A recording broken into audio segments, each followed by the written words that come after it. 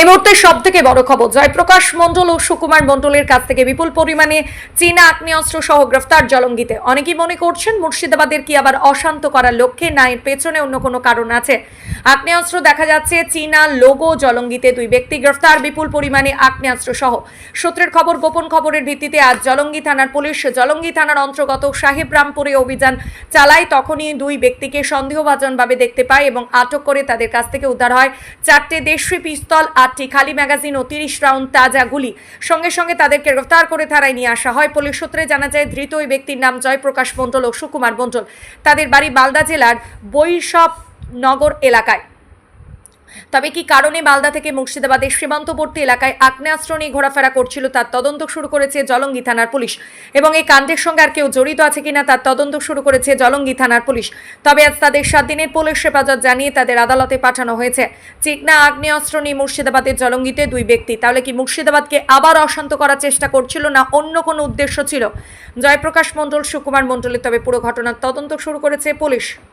মাধ্যম থেকে একটা খবর পেয়েছে, তার খবর পেয়ে থানার টিম, আমাদের যে ওসি আছে, পিসি অফিসার আছে, ওরা গিয়ে একটা রেড করেছে। রেডের মাধ্যম থেকে আমরা 2টা আসামি ধরেছে।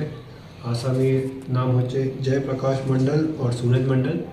ওর কাছ থেকে আমরা 4টা আর্মস পেয়েছে, 7mm পিস্তল যেটাকে আমরা বলি।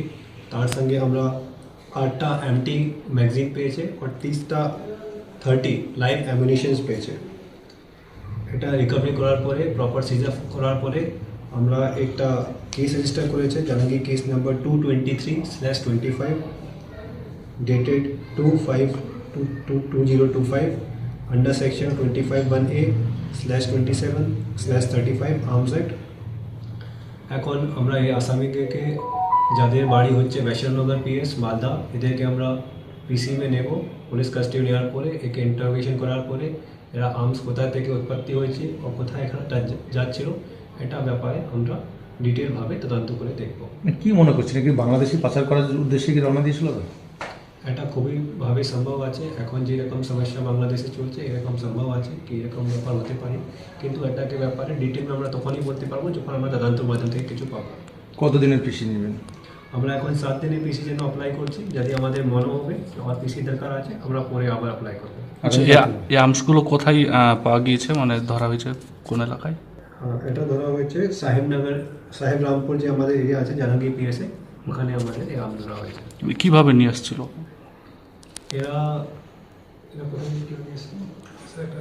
একটা নাইলন ব্যাগ করে নিয়ে আসছিল। ওদেরকে তখন আমরা ইন্টারসেপ্ট করে ডিটেইন করে তারপরে ওদের কাছ থেকে নিয়েছি।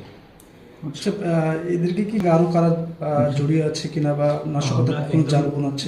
নিজেদেরকে আমি নিজে তদন্ত করবো, এটাকে নিয়ে আমরা থানা তদন্ত করবে, আর এটাকে নিয়ে আমরা পুরো ডিটেলভাবে গিয়ে যদি এর পেছনে কোনো র্যাকেট আছে, কোনো অর্গানাইজড গ্যাং আছে, আর আমরা ওই হিসাবে ওদের বিরুদ্ধে অ্যাকশন নিয়ে ওদেরকে গ্যাংকে পূর্ণভাবে সমাপ্ত করার চেষ্টা করবো। থ্যাংক ইউ, ধন্যবাদ।